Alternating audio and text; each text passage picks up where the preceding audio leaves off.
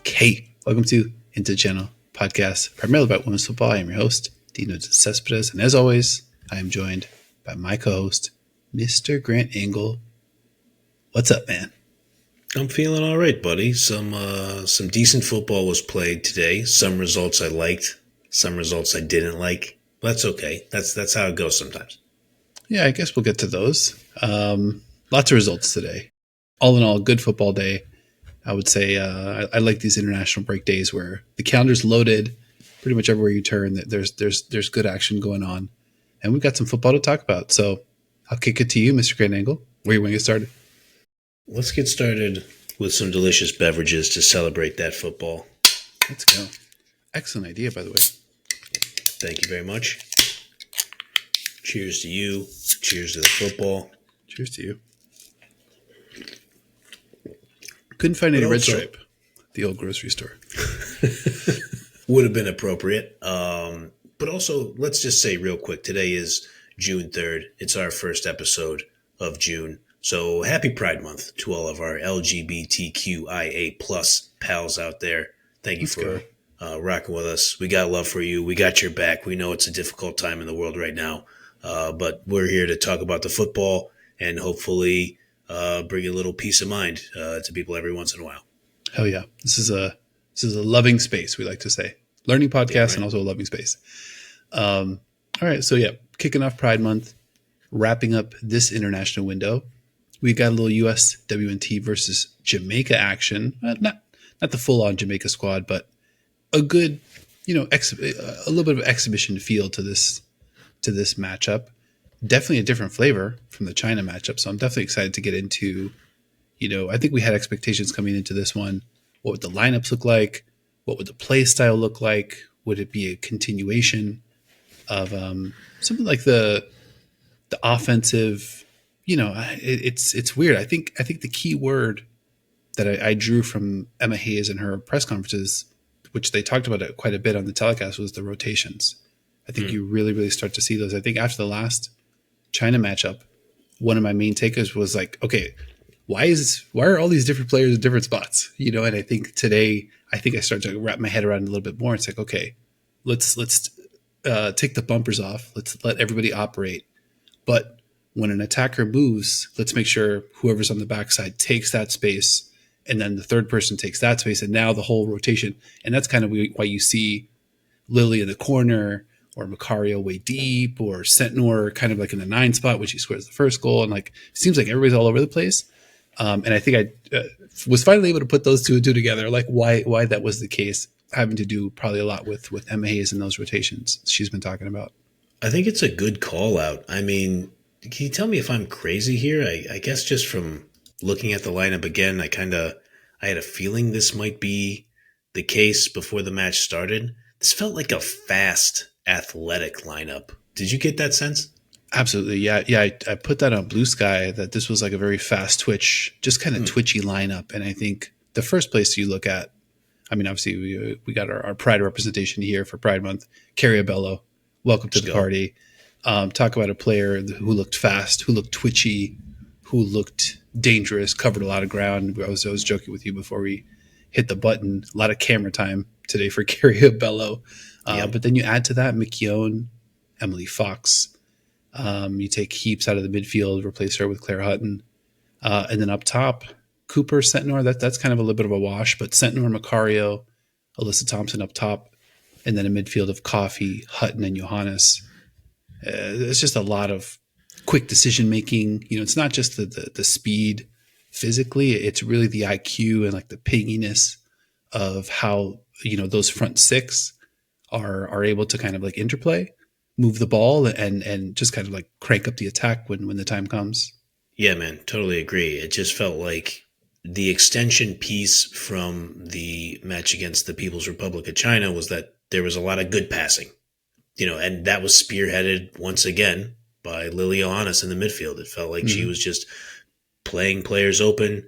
She was immediately turning with her head up and looking to find where to distribute the ball.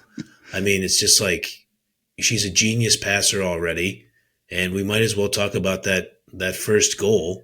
If you want to talk about genius passes, I think the ITC record book should reflect that Johannes should get an assist for that great ball in. She's becoming, I mean, she is clearly, or she does clearly have a mastery of that diagonal pass in. It's a perfect ball in. And what a genius play by Fox. I know I'm probably going to overuse the word genius, but I mean, come on, man. Like, that was such a smart, just enough of a touch to put it right into Sentnor's path. And then she does the rest for the opener. Pretty awesome. I wrote my notes. Lily goes through her progressions like Peyton Manning, then also sends the defenders the wrong way, also like Peyton Manning. Mm-hmm. I couldn't find any other athletes to compare it to on that play other than Peyton Manning, apparently. But yeah, awesome, awesome reflexes by Fox, and not easy to do. It's a leaping stride, put that right into the path of Sentnor, and then Sentnor. I made a promise to myself I'm not going to pick on Kat Macario, because I think she's just one of my favorite players. But the whole number 9 thing has been such a stick in my craw. But watching Sentnor, and we'll get to Lynn Biyendolo too in the second half. In my notes, I just write natural goal scorer. The ball is there, and it's a goal. It's going to be a goal unless something gets derailed, and that to me is a natural goal scorer. And then you look at. We'll get to Ali Sentnor's second goal, but kind of the same thing. It's not so much right place, right time. It's Ali Sentnor reacting before everybody else. And guess what? That's what natural goal scorers do. They're a step ahead to the ball, and they get there, and then they finish. We've talked about it with Kika Nazareth. We've talked about it with Alba Redondo, where it's just you're just a player who has a nose for that. I mean, Esther Gonzalez has a lot of that too, where it's just Claudia Pina, you might say. Yeah, I think so. She's got a lot. You can say a lot of things about Claudia Pina right now. She's fucking best player in the universe right now, except in the Champions League final, oddly enough. But tough defense. But yeah, I mean. She looks great. And I remember when we had talked a couple months ago, when the Brazil-Japan matches, we kicked it around with Bridie O'Toole of Busy Watching Women's Soccer, which you should obviously watch and subscribe to. I'm going to do that plug every time we mention her. We kind of kicked around should it be Sentnor in that starting lineup, or should it be Alyssa Thompson? And Emma Hayes has just decided, well, how about both? Yeah, could it be both? Yeah, for sure. I mean, I think I had a note here about one of my main takeaways, and I got the sense that Emma Hayes is exploring this number 9 role even during the China match, when I think she swapped out Biyendolo for Macario, and then it was just okay, this is a pretty clean for we're gonna, and I think Hayes has got to be looking at, because I'll say it, if Biyendolo looks like this. The only case against Lynn Biyendolo is her age, can you count on her, etc. But she's going to play like this, especially for the U.S. Women's National Team version of Lynn Biyendolo, where it really is just 4 matches, 5 matches, and can you just kind of keep it together for this 4, 5, 6 week run for one of these tournaments? I think Biyendolo is going to get a real look, maybe at number 9, but I think a front 4 of Alyssa Thompson, Lily Johannes, who was playing a lot. High up the pitch today for sure. A lot of times even further up than Macario. Yeah. But if you put Thompson, Johannes, and Cooper as the 3 across, and then maybe in the number 9 you have either Sentnor or Biyendolo, I think that's a pretty devastating lineup. And then if you want to stay with Macario, maybe Macario stays at the 9 or the 10, and then it becomes Thompson, Johannes, and then either Sentnor and Biyendolo. I think in that alternative setup, but. It does either way. I think it does feel like Emma Hayes is kind of getting closer to nailing down a first team. I think seeing 6 starters return from the China match to this one, and then the subs kind of kept everything in the same, sort of vein offensively. I don't know. It feels like we're getting closer to, some steadiness within that starting lineup. Maybe a first team starting to develop here. I think so. I could see that. I mean, definitely. The thing with Hayes is that she could just pick. I mean, she's already shown she could just pick a totally different, a largely different 23 next time around, though, and then play similar players over those 2 matches against Ireland in about a month or so. I was surprised not to see Emily Sams. I was surprised not to see Claudia Dickey. But I think you're right. She's probably circling some things and at least figuring out like, okay, what are the, like you talked about, like the units or the combinations that they have out there. Also, Trinity Rodman is just out there on the rehab trail. So you're just going to drop in one of the 10 best players, 10, 15, probably at worst, best players in the world. And then you got to figure out where to put her. And, oh, I figured out where to put her in the starting lineup at right wing. So Emma Hayes will have a decision to make. That's not a hard decision, but then she'll have to move some of the other pieces around. Yeah, for sure. And I think, all of it's going to be dependent on not just health, but health and form. Sure. And I think to a third degree, it's like health and form and chemistry, because we had some folks in the YouTube, or the YouTube comments last week were very exciting. We had folks saying that we were kind of too easy on the team. Folks saying that we're too tough on the team. What are we watching? Are we watching? Are we not watching? A lot of fun was had in the YouTube section. But one of the things that I talked about that was discussed was like the lack of punch from that offensive second unit. And it was like, well, how do we expect these players to like, gel? You got like Sears and Biyendolo and Sentnor come in, and they're all coming at the same time. They can't figure it out. It's like, well, but the first unit figured it out. And it's not like they've been playing together on this national team for years and years. Like they were kind of thrown together just the same. But I think when you think about personnel, you have a couple players that have played in both matches, like Avery Patterson as an example, starts one, comes off the bench in the other. Heaps starts one, comes off the bench in the other. And then you got Labonta, who comes off the bench in both.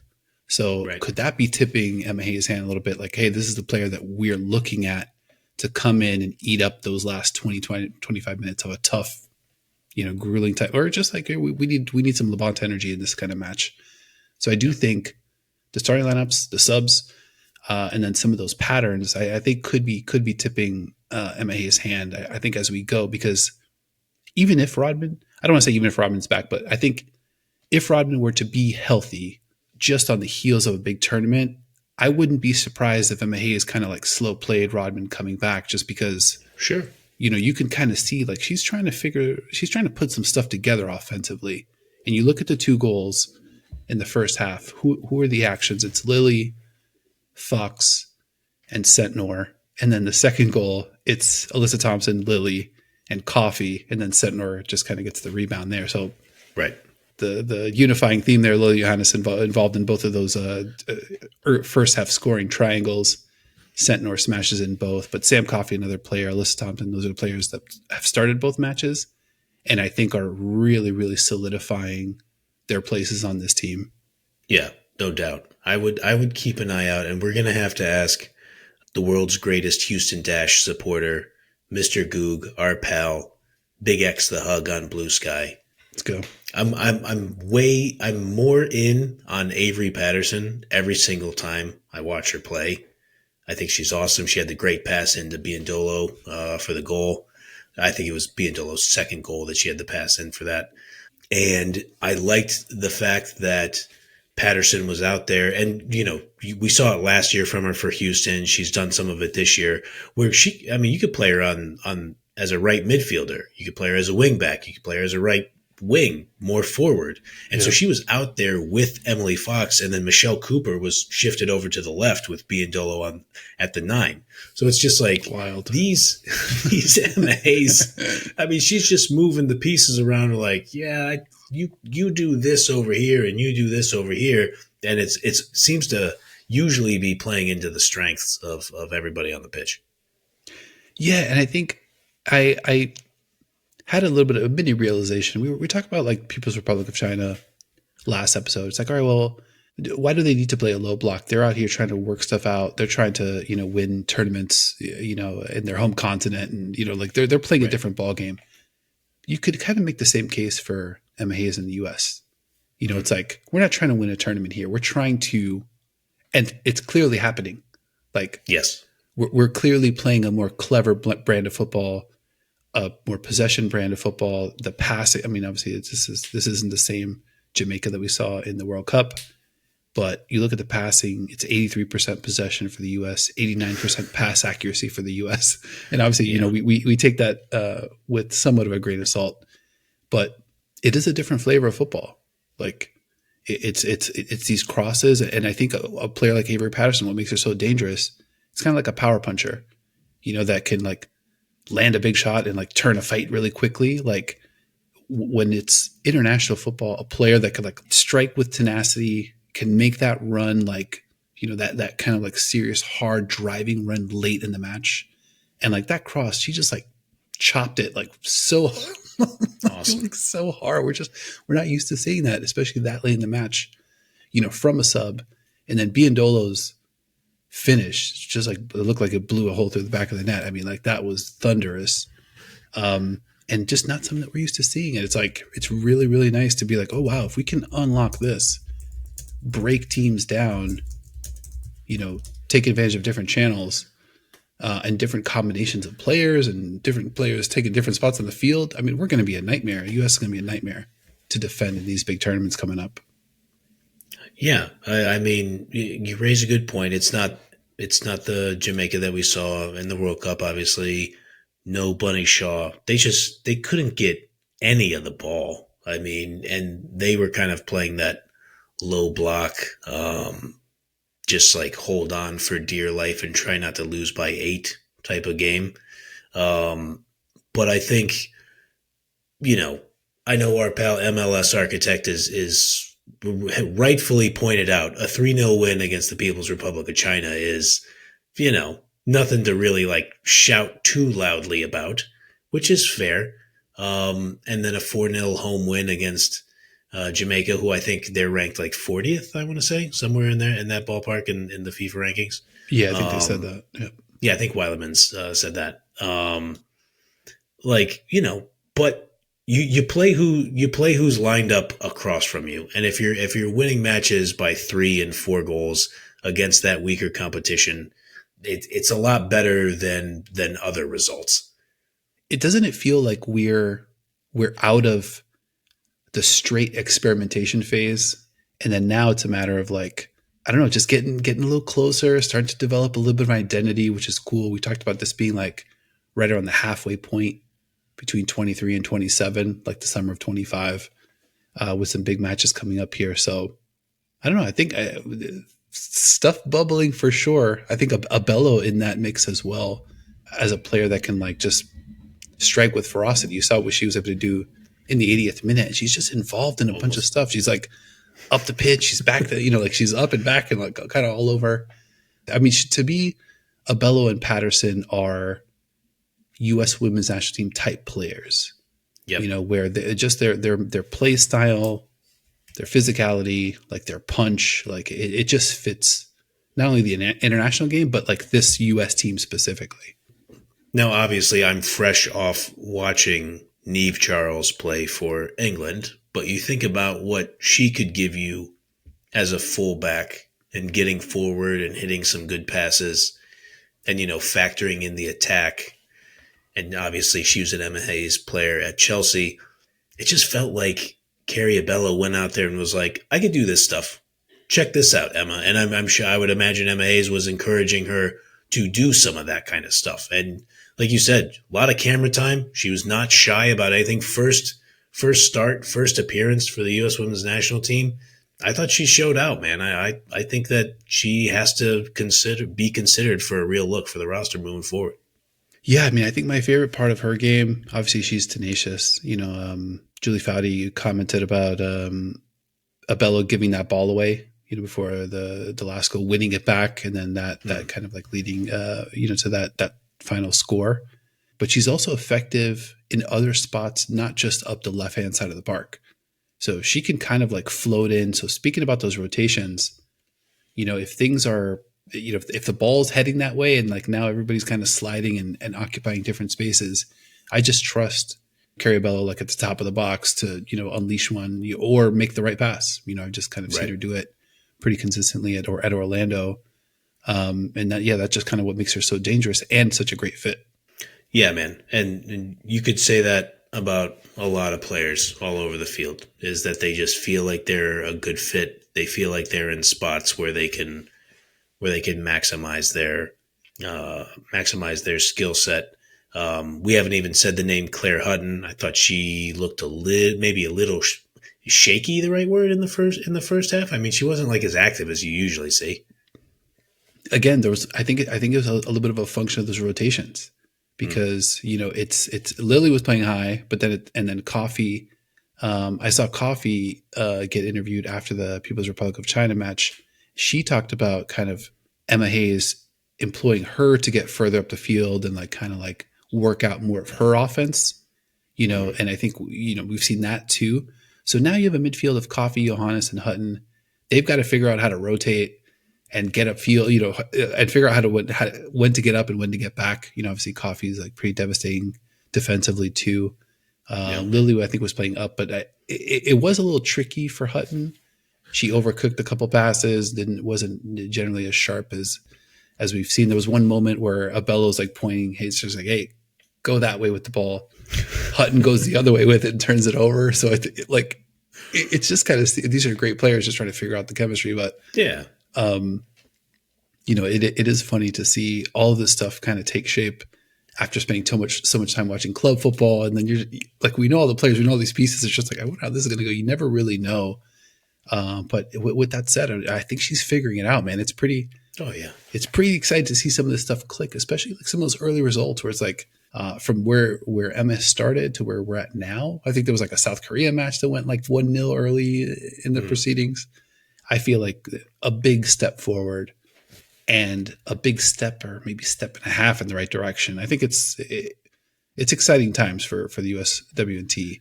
Yeah, totally fair. I think, again, I think there was some talk on old Woso Blue Sky about how athletic the midfield really looked, and maybe some digital kind of head nods toward the fact that Lindsay Heaps was not a part of that midfield, and it looked fast and athletic. That's going to be part of the transition for this team. And I think it was Weilemans who said it before the match. I want to make sure I get it right. I believe he said this was the fewest combined caps of any USA starting 11 in 24 years, which is pretty amazing considering there was like one of those matches a couple friendlies ago that I think somebody described it as, and my apologies for the person who said this on social media, I can't remember who it was, who basically called the lineup Emily Sonnet and a box of kittens, I believe was the was the phrasing there. But Emily Sonnet has so many damn caps that it's like you could put her on the field and then, even if everybody else has 9 caps, you still won't have the fewest of any lineup in 24 years. But, this is what Hayes has to do right now, like you said, in this build up to the World Cup. And 4-0 against Jamaica, when Jamaica doesn't look like even they are interested in playing attacking football, it's good. It's a step in the right direction. I look forward to. I think Ireland is probably going to be a little bit of a step up.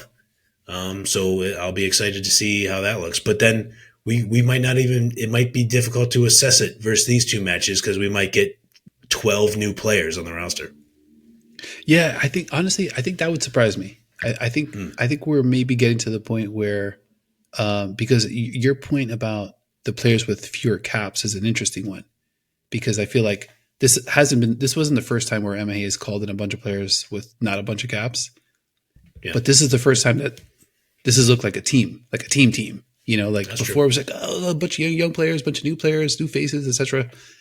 So you kind of give them a pass, but this camp, still new players, still new faces, still new combinations, but the chemistry starting to kind of develop, and Emma has talked about not getting a ton of time with these players. And so trying to really maximize that. And then you throw in that we're playing a little bit of a different style of offense, so all of those things, new players, like not so many caps, new offense starting to look good. And then we've seen this roster makeup, rewind like 12 months, not look so good, with the same kind of like injections of new personnel. So again, I think pretty encouraged. I did also want to call out, Emily Fox, Champions League winner. Congratulations to the legend. I think they mentioned on the telecast 67 caps for Fox. Like that's kind of sneaking up on one of the mainstays of this team. And then you see her play like, covering so much ground on the other side, up and down the park, involved. Obviously, you get to see assist early, dueling, another player that can mosey in more centrally and like just kind of occupy different spaces. And a player that you trust, obviously, in the matches don't get much bigger, than like let's say the Olympics final, Champions League final. Let's see with the World Cup coming up. I think that's a player that is probably heading towards like truly foundational USP. Now like that's I think where my head is going. It's like, okay, I think Coffey's there. I think Lily's there. Yeah, I'm ready to kind of put Alyssa Thompson there. I know, and Germa, and I think Fox is like that very next name where it's like, okay, there is no there's no like real serious starting lineup if I'm not here. I think that's probably fair, and I think that's what intrigued me about Patterson playing in the midfield and playing on the attacking wing is, if she could, and there might be those matches too where she could spell Fox occasionally, right? Like, yep. But the fact that they were on the pitch at the same time, I think is exciting. And I think you're right. I mean, 67 caps in, she's a Champions League winner. She's unbelievably aggressive and smart. She can uncork a shot every now and then. Yeah, I mean, you just like, you can't, I mean, that's what a right back should play like in my view. And so, USA's lucky to have her for sure. Yeah, I guess I once you get to like Champions League, the upper crust of that Champions League territory, I think like all the players are sort of in the mix for best in the world in that position. I never really thought Fox was like seriously in that conversation, but now I really do have to reconsider that just because she's so devastating. Both a great two-way player too, like as you mentioned. Yeah. But yeah, definitely excited. I'm excited to have her on my country side and my club side. So let's go, Emily Fox. You already know what time it is. It's working out well for you. I love it. Any other big picture takeaways from? Well, let me zoom out. This match, maybe we could do this match or China or the combination of the two. I mean, I think we touched on the big picture stuff. Is just like Emma Hayes she's installed I know the word culture can be overused, but she's installed at least like a general attitude of like, the lineup's going to look different today, but you're still going to be in a position to do the things that you're good at. And so it feels like that is permeating throughout the roster where does it look like Johannes, Thompson, and Cooper are playing with great confidence? Does it look like Coffey and Germa and Fox and Mikion are playing with great confidence? It sure as hell does. I mean, like everybody seems to be out there with a pretty good idea of what they're supposed to be doing out there. And I don't mean to take just like an unnecessary shot at Vlatko Andonovski, but that even when he had some the real when he had foundational legends a part of the program, it didn't always look like that. So there is a clear, when you talk about like the growth, I think that's probably my biggest takeaway is that like everybody looked out there like, we know the plan and we know how to execute it. And by the way, my piece of the plan, I know how to do really well. Yeah. I mean, we always talk about this as a learning podcast. And I think one of the things that I've learned is like, it's not that the players and the talent doesn't matter, but it doesn't really matter so much. I think when you look at, and Emma Hayes has talked about this too, like she's like, there's so many good players in the pool, so many good players in this country. And it's like, how many times have we had the midfield conversation? Now we have to consider Avery Patterson might be in that mid, as like an outside, or Lola Bonta as an outside, shot to make like a World Cup roster maybe. And then you think about, it's not like the teams of Emma Hayes from 12 months ago were more or less talented than this team. I don't think this is the most talented 23 that Emma Hayes has put forward, but they played really well, and it's not like this team has looked, bad against lower competition as well, against like the Panamas or, take your pick. Like there's definitely been matches where like, we really should be doing more than 1-0, 2-1 against this opponent. but we've seen the team get better with that. And I don't want to say that seeing the personnel get worse, but we're missing a lot of really good players. Sure. And I don't know that I would look at this 23 and be like, this is the most talented 23 MA has ever put forward. That wasn't my first thought when I saw it, but this team might be playing the best of any MA's team, even trying to do the math of, okay, well, it is China, it is Jamaica. How do we kind of square that circle? But I don't know. There's something about the way they're playing. I think they're on the right track. If you think about, okay, world football, trying to win a World Cup, we're seeing a little bit of what's happening in Nations League, trying to even project forward. What would we have to do to compete and be able to be somewhat in a driver's seat? It probably looks a little bit like what's happening now. I think that's a fair point. And wow, what a pro you are, talking about rotations, talking about people being put in the best position to succeed. You mentioned the Nations League. What kind of teams might the old US of A have to beat should they compete in the World Cup? Well, now that the one collision course is over, maybe we're on to another, maybe a Spain USA collision course. Mm-hmm. But yeah, Nations League kind of came and went. Barely knew you. The semifinalists are in, but I want to hear from you. Obviously, you're our resident, Lioness. You're in the driver's seat of the Lioness double decker. They had a big one today against Spain. What do we need? We teased it a little bit talking about that killer Claudia Pina, but what do we need to know about this one? I am qualified. I guess I don't have my passenger endorsement, but I can drive a vehicle. I am legally licensed to drive a vehicle heavy enough to be a double-decker bus.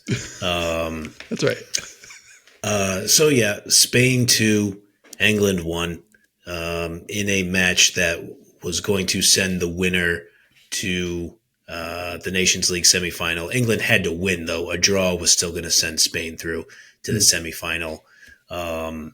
England looked good and jumped out to an early 1-0 lead on the strength of an Alessia Russo goal that was set up by a great pass by Niamh Charles. Selma Bediuelo was certain she was fouled in the build-up to that, but I didn't see it. Ref didn't call it, so everything's fine. Nothing to see here. Look clean. Definitely look clean. But I mean, to keep it a Benny here, Spain dominated the match. England was having a hard time getting the ball out of their side of the pitch, especially as we got into the end of the first half. And by the middle of the second half, the world champs were completely choking out the European champs.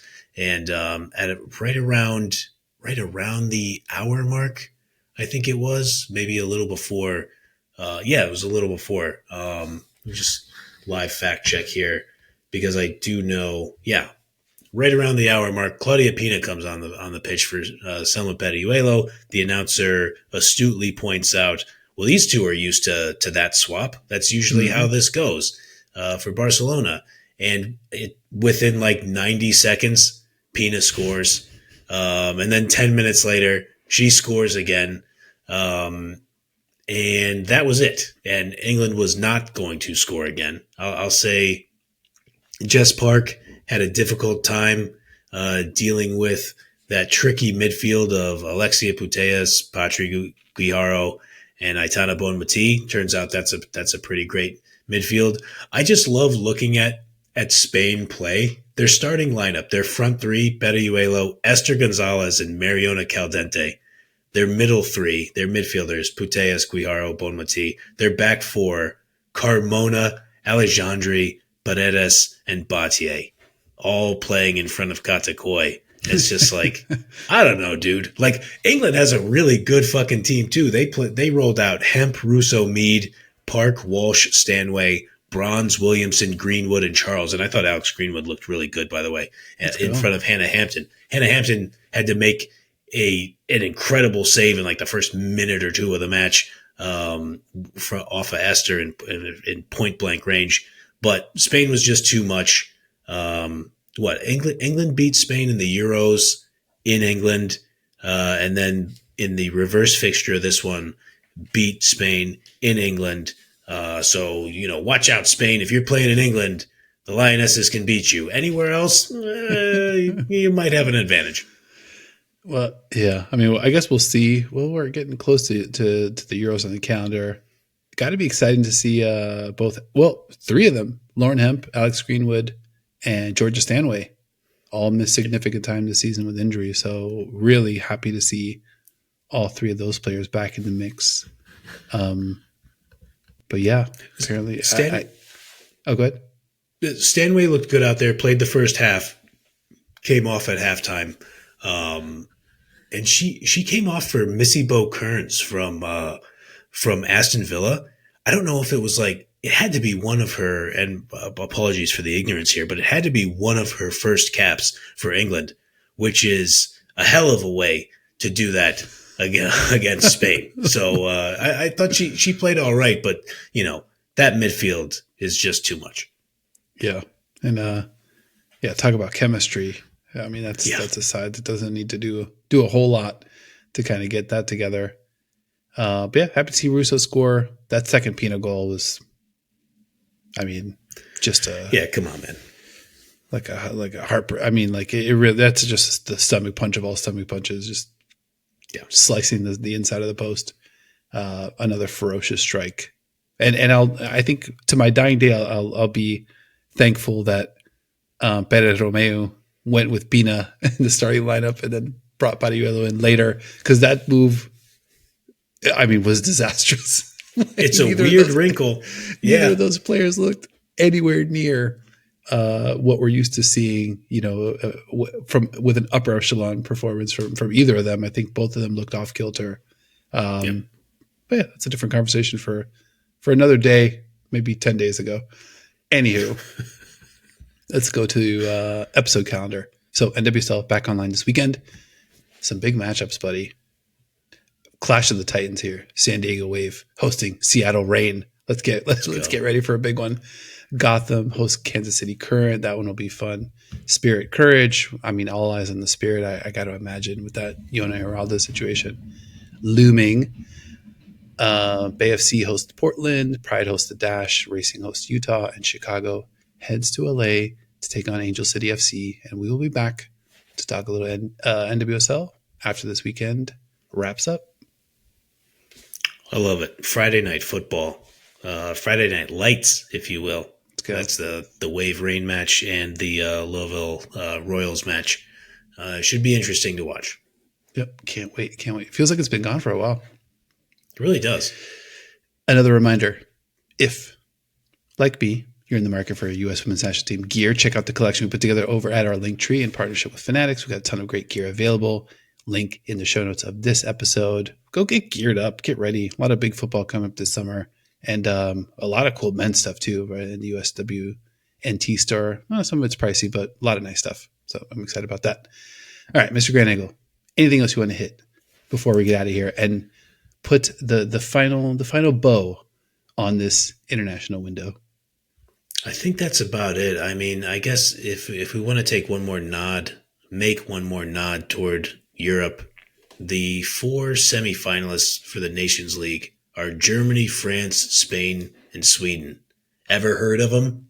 4 pretty good teams. The draw for the semifinal and the other playoffs in the Nations League will be held this Friday at 6 a.m. Pacific. I'll be very interested to see how that shakes out. Both legs of the semifinals will be played between October 22nd and October 28th. And then the final and the third place playoff match are going to be played between November 26th and December 2nd. So right in the heart of the European football calendar as well. So very much looking forward to those. Awesome. Cannot wait. A couple other quick show notes. Congrats to our guy, Mike Watts. Welcome to another little baby Mike to the world. Let's go. Congrats to Mike and the family. And then also just to close up another loop. Did hear back from Leanne Sanderson via text. This was the day after I texted her just to mention on the show. She texted me, I know I cried. She said, I know I cried. What a night. Hope you enjoyed. So for anybody curious about that, Leanne did get back to us, not during the first 10 minutes of the final, but that's all right. We forgive her. And then anybody else keeping score at home, there are now 7 people following my my Spotify It's Arsenal is Arsenal playlist. I don't know who you are, but I appreciate you. I thank you. And every day we probably listen to the same playlist together and recreate that special moment. I love it. It's a service you've done a service for the Arsenal fan base across the world. So more people are going to get up on that. I guarantee it. I've done something. Anyhow, this has been another episode of the channel. Thank you for hanging out. If you enjoyed the show or love when football as much as your boys do, make sure you kick in with us each and every single week. Like if you liked, subscribe, follow YouTube, Spotify, Apple Podcasts, wherever you like to watch or listen.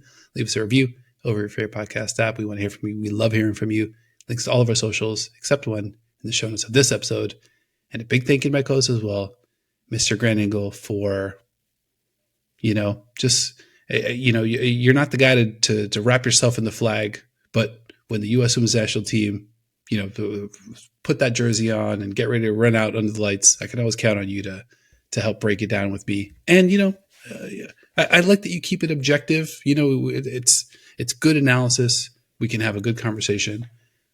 Keep it civil. And, I also learn from you, so I appreciate that. Likewise, buddy. I mean, you're always giving the new angles on what we should be looking at here. I always appreciate that. Thank you, everybody, for chiming in, dropping knowledge in the comments. Couldn't do it without you guys. And I don't know. How do I want to wrap it? I talked myself into a corner there. Let's just roll with, we got an exciting weekend of NWSL football coming up. We'll be back to cover it at some point. Shout out to our guy, Michael Cockane, Svendes Jane Jonsdotter, going to Angel City FC. We'll talk more about that, especially when she hits the pitch. But just like Michael, thank you to all of you for rocking with us, and we will see you all next time. Michael, get that Substack going. Let's go. Let's go.